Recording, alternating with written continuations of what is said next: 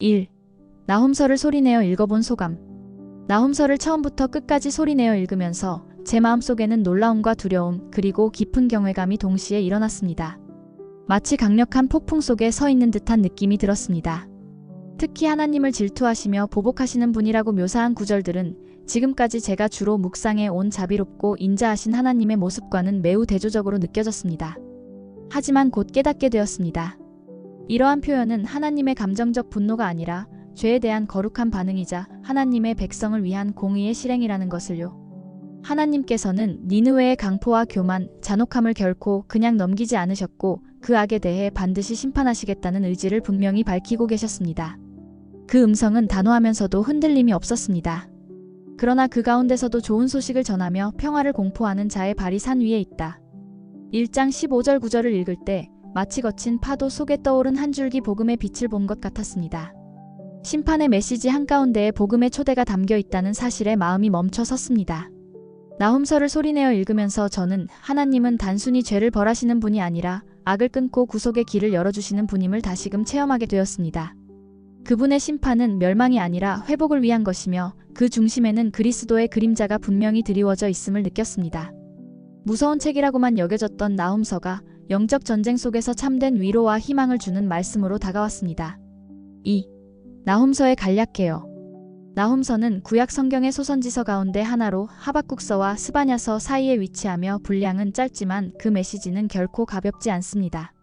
이 책은 주전 663년에서 612년 사이, 즉 아수르 제국이 절정기를 지나 쇠퇴하기 시작하던 시기에 기록되었고 저자는 엘고스 사람 나훔이라는 예언자입니다. 무엇보다 나훔서는 아수르 제국의 수도 니느웨에 대한 하나님의 심판 예언을 중심으로 전개됩니다. 요나서에서는 하나님의 자비로 니느웨가 회개했지만 다시 타락한 그 도시에 대해 이번에는 하나님의 분노와 정의가 그대로 쏟아집니다. 시적인 언어와 격렬한 이미지로 묘사된 이 심판은 단지 한 도시의 멸망을 말하는 것이 아니라 하나님의 공의와 주권이 온 세상에 미친다는 것을 선포하는 선언입니다. 나훔서에서 두드러지는 인물은 단연 하나님 자신입니다. 그는 단순한 심판자가 아니라 진노하시되 더디하시며 죄를 결코 면하지 않으시는 분. 1장 3절에 나타납니다.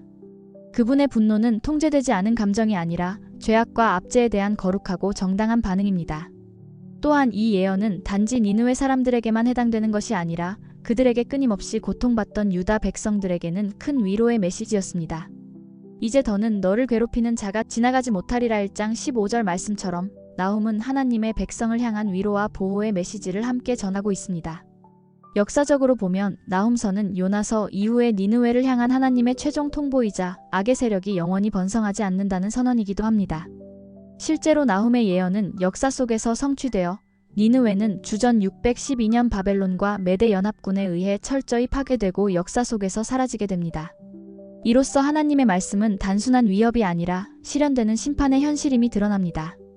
또한 흥미로운 점은 나훔서가 비록 짧은 예언서지만 그 안에 마귀의 전략과 하나님의 대응 방식이 묘하게 녹아 있다는 점입니다. 아수르와 니느웨는 단순한 정치적 강대국이 아니라 하나님의 구속사에 대한 반역을 상징하는 영적 세력이기도 했습니다. 마귀의 목표는 언제나 그렇듯 하나님의 백성을 위협하고 억압하며 구원의 언약을 흔드는 것입니다. 그러나 하나님은 그 악을 심판하시고 결국 자신을 의지하는 자들을 반드시 보호하십니다. 나훔서는 다음과 같은 핵심 주제를 담고 있습니다. 니느웨에 대한 하나님의 심판 예언이 중심이며 그 안에는 하나님의 공의와 절대적인 주권이 분명하게 드러납니다. 또한 하나님의 백성을 향한 위로와 보호의 메시지가 함께 담겨 있고 결국 악의 세력은 하나님의 심판을 피할 수 없다는 사실을 강조합니다. 하나님의 성품인 진노와 자비가 함께 균형 있게 나타나며 이 모든 예언은 실제 역사 속에서 성취된 사건으로 확인됩니다. 3. 나훔서와 유사한 구약 성경 두 권 비교. 요나서와 나훔서는 모두 아수르의 수도 니느웨를 다루고 있습니다. 그러나 두 책이 전하는 메시지는 크게 다릅니다. 요나서는 하나님의 자비와 용서가 강조된 반면 나훔서는 죄에 대한 하나님의 심판이 중심을 이룹니다. 요나서에서 니느웨는 회개의 기회를 얻었지만 다시 타락한 이후 나훔서에서는 심판의 대상이 됩니다. 이러한 차이를 통해 우리는 하나님께서 오래 참으시되 끝내 악을 그냥 두시지는 않는 분이라는 사실을 알 수 있습니다. 하박국서와 나훔서는 모두 당대의 강대국과 악의 세력에 대한 하나님의 응답을 다루고 있습니다. 하박국은 어찌하여 악인이 형통합니까? 라고 질문하며 하나님의 정의를 구합니다. 이에 반해 나훔은 이미 하나님께서 심판을 행하시는 장면을 예언합니다. 두 책 모두 하나님의 주권과 공의를 강조하며 궁극적으로 하나님께서 반드시 악을 심판하신다는 메시지를 전하고 있습니다. 4. 나훔서와 유사한 신약 성경 두 권 비교. 신약의 로마서는 하나님의 의와 진노가 함께 드러나는 대표적인 책입니다. 로마서 1장 18절에서 사도 바울은 이렇게 말합니다. 하나님의 진노가 불의로 진리를 막는 사람들의 모든 경건하지 않음과 불의에 대하여 하늘로부터 나타나나니. 이 말씀은 나훔서가 말하는 니느웨의 죄악에 대한 하나님의 진노와 맞닿아 있습니다. 나훔서가 구약에서 하나님의 공의를 경고했다면 로마서는 그 공의가 왜 필요한지 그리고 그리스도 안에서 어떻게 해결되는지를 보여줍니다. 즉, 나훔서가 죄에 대한 심판을 선포하고 있다면 로마서는 그 심판에서 벗어날 수 있는 유일한 길 예수 그리스도를 선포하고 있습니다. 요한계시록은 마지막 때 세상 나라와 하나님의 나라가 충돌하는 영적 전쟁의 정점을 보여줍니다. 특히 요한계시록 18장에서 큰 성 바벨론의 멸망이 묘사되는데 이는 구약에서 나훔이 예언한 니느웨의 멸망과 유사한 구조를 갖고 있습니다. 두 성은 모두 교만과 부패, 폭력과 피로 물든 도시이며 하나님의 심판 앞에 무너지는 공통된 운명을 가집니다. 나훔서는 역사 속에서 실현된 하나님의 심판을 말하고 요한계시록은 궁극적으로 이루어질 종말적 심판을 선포합니다. 그리고 이 심판의 이면에는 언제나 하나님의 백성을 위한 보호와 구원, 그리고 공의의 승리가 함께 있습니다. 5. 나훔서에 나타난 그리스도의 모형. 나훔서는 격렬한 심판의 언어로 가득 차 있지만 그 안에 그리스도의 그림자가 분명히 드러나 있습니다.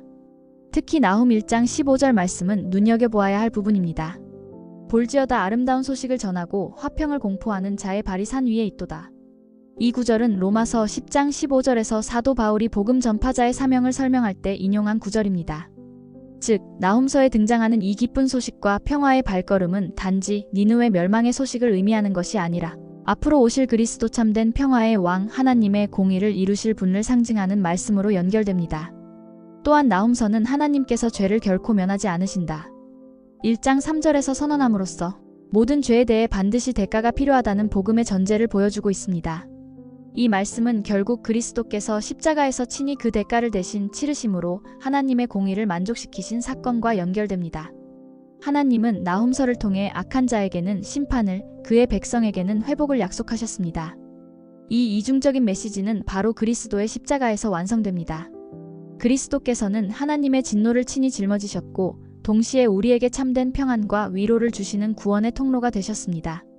결국 나훔서 속의 그리스도는 겉으로는 드러나지 않지만 하나님의 심판과 회복, 공의와 자비가 만나는 지점에서 은밀하게 그분을 예표하고 있다고 볼 수 있습니다. 6. 나훔서에 드러난 사탄의 전략과 공격.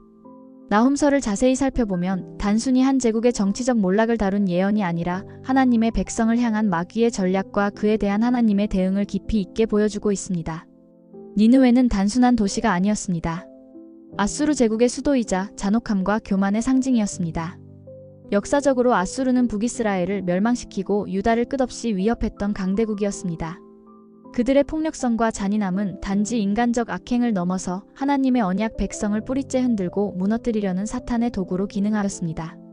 사탄은 이처럼 권력과 폭력을 통해 두려움을 조장하고 하나님의 백성에게 낙심과 체념을 심으려 합니다. 유다 백성들이 아수르의 위협 앞에서 정말 하나님이 살아계시는가 하는 의심을 품도록 만들고 결국 하나님을 의지하는 믿음을 잃게 하려는 것이 마귀의 목표였습니다. 또한 니느웨는 교만과 자만의 극치를 보여주는 도시였습니다. 사탄은 개인의 삶뿐 아니라 한 국가와 문화를 통해도 역사합니다. 니느웨는 하나님 없이도 강성할 수 있다고 믿었고 그 자신감은 결국 하나님의 주권을 부정하는 교만으로 이어졌습니다. 이처럼 사탄은 자기 힘과 성공을 신뢰하게 만들어 하나님을 대적하게 만듭니다. 하지만 나훔서는 분명하게 선언합니다. 하나님은 원수들에게 보복하시며 죄를 결코 면하지 않으시는 분이십니다. 1장 2절에서 3절. 하나님께서는 잠잠히 참으시는 것 같아 보여도 때가 되면 반드시 악을 심판하시며 그의 백성을 보호하십니다. 사탄은 언제나 하나님의 구속사와 백성들을 무너뜨리려는 전략을 바꾸지 않습니다. 그러나 나훔서는 말합니다. 그 어떤 강력한 세력도 하나님의 손에서 벗어날 수 없으며 하나님은 악의 세력을 도구로 사용하시기도 하고 마지막에는 그들을 무너뜨리시는 절대 주권자이십니다. 결국 나훔서는 사탄의 도구로 쓰였던 니느웨가 하나님의 공의 앞에 무너질 수밖에 없다는 것, 그리고 하나님의 백성은 그 심판 속에서 위로와 구원의 약속을 받는 존재임을 선포하고 있습니다. 7. 오늘날 현대인에게 어떻게 적용할 것인가? 나훔서는 고대 도시 니느웨를 향한 심판 선언이지만 그 메시지는 오늘날을 살아가는 우리에게도 여전히 강력한 울림을 줍니다. 왜냐하면 사탄은 시대만 달라졌을 뿐 여전히 같은 전략으로 하나님의 백성을 공격하고 있기 때문입니다. 오늘날에도 우리는 니느웨처럼 스스로 강하다고 믿는 세상 속에 살아가고 있습니다. 물질이 중심이 되고 권력과 성공이 가치의 기준이 되는 세상에서 하나님이 정말 필요할까? 라는 교묘한 질문이 마음속에 스며듭니다. 사탄은 이 시대의 문화를 통해 우리에게 자만과 자기중심성, 무감각한 영적 상태를 부추깁니다. 마치 니느웨가 죄악 가운데 번성했던 것처럼 오늘의 도시들과 개인들도 하나님 없이도 잘 살 수 있다는 환상에 사로잡히게 만듭니다. 이럴 때 나훔서는 분명한 경고의 소리를 들려줍니다. 하나님은 오래 참으시지만 결코 죄를 그냥 넘기지 않으시며 하나님의 백성을 해치는 모든 악한 권세와 구조는 결국 하나님의 손에 의해 무너지게 된다는 것입니다. 또한 나훔서는 단지 경고에서 멈추지 않습니다.